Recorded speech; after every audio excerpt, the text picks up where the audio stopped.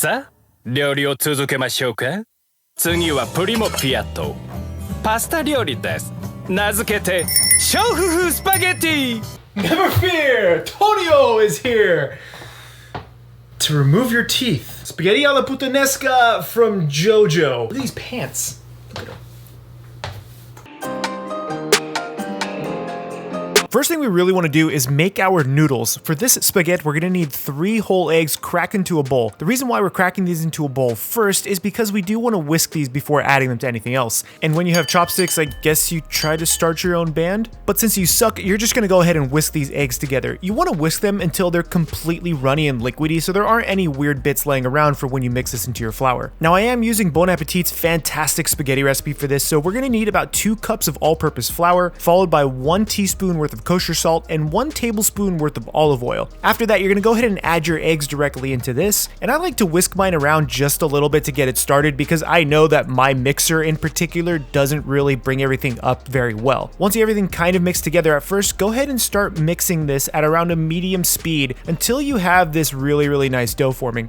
Hey Gandalf, do you want some spaghetti? Would you like some spaghetti too? After mixing for a total of about 7 to 8 minutes, you want to make sure that your dough is slightly tacky, is nice and shiny, and pulls really nicely. This is going to tell you that your dough is ready to go. Add in a little bit of oil back into your mixing bowl and plop your dough back into this. We're going to let this rest for about 30 to 40 minutes just so it's easier to work with when we start rolling it out. After those 30 to 40 minutes, this is what your dough should start to look like. A little softer, a little more malleable, a little easier to work with. Paul, be nice to your dough. Be nice. Now to get things started on a floured surface, just go ahead and press out your dough just a little bit. You want to press this out enough to where you can fit it through your pasta roller. I end up cutting my dough in quarters, so this way it's a little bit easier to start sheeting these. You want to start with 1/4 of your pasta dough and just kind of stretch it out by hand a little bit. You don't necessarily have to bust out a rolling pin for this because you do want to make sure it just fits in your roller. Now I roll this out on the widest setting first, and I like to do 2 to 3 passes before making the setting a little bit thinner. I bring this to about a 4 or like a medium setting right after the first rollout, so that way you start getting to the appropriate size you need for your spaghetti. After that second rollout, your dough should start to look really beautiful, nice and shiny and silky, and just a little thick. You know, you don't want it too thin for this.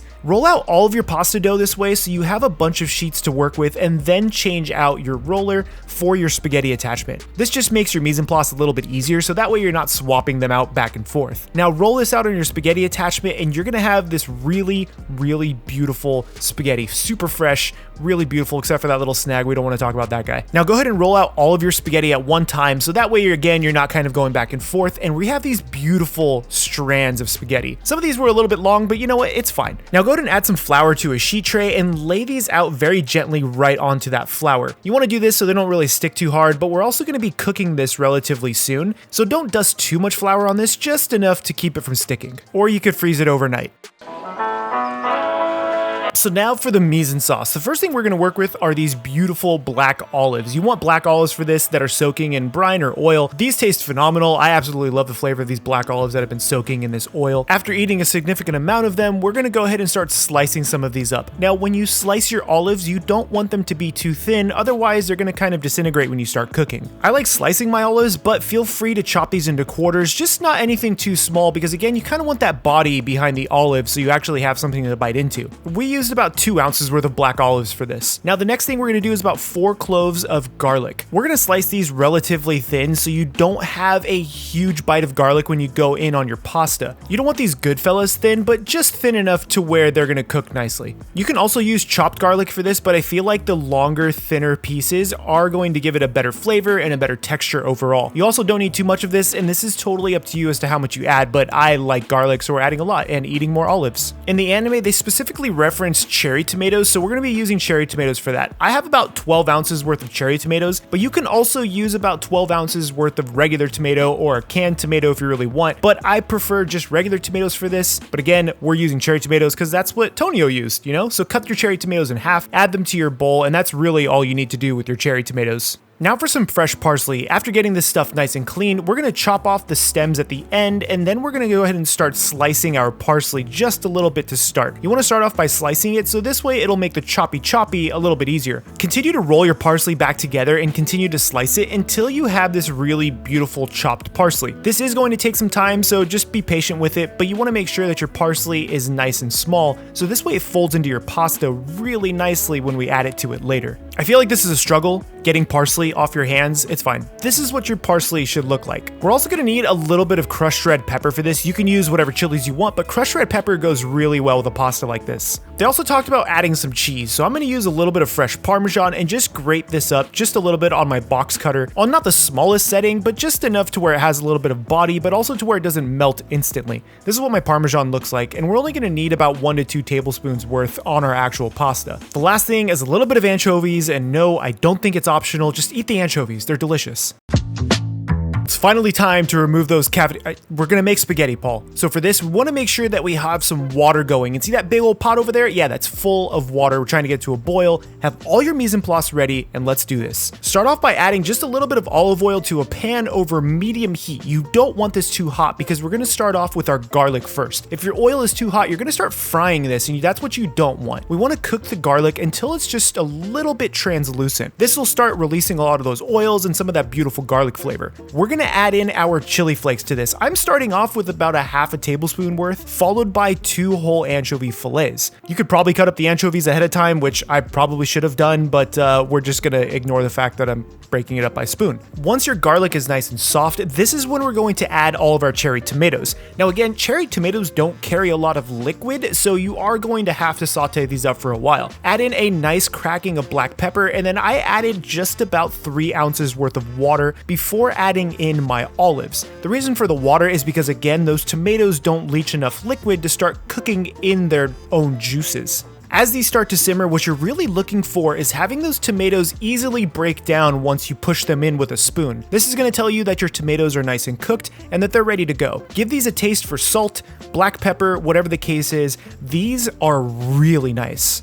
Now the last thing we're gonna do is hit this with about 2 to 3 tablespoons worth of fresh parsley and give this a toss. You don't wanna add in your parsley too early, otherwise you're gonna actually start cooking it too much. Now go ahead and kill the heat on your Putanesca sauce, and let's go ahead and drop in our spaghetti into our hot boiling water. I'm adding in about 2 portions worth of pasta because, you know, I gotta make some for the waifu. You just wanna agitate the noodles just a little bit so that way they don't stick together, because this pasta does cook really quickly. After about 60 to 90 seconds, you wanna use your hands for some reason to wrap it around chopsticks to try it and make sure it's good. Now, once your pasta is ready, we're gonna dump this straight into our Putanesca sauce. There's a couple of reasons for this. I want some of that pasta water to join the sauce because the sauce was a little bit too thick. I wanted my pasta to start absorbing some of the sauce without getting too much of the other stuff entangled in it. Now, pro tip, add in a little bit more fresh parsley directly to the pasta. It's gonna give it this really beautiful fresh pop to it. Go ahead and toss all of that together and then hit this with just a little more pasta water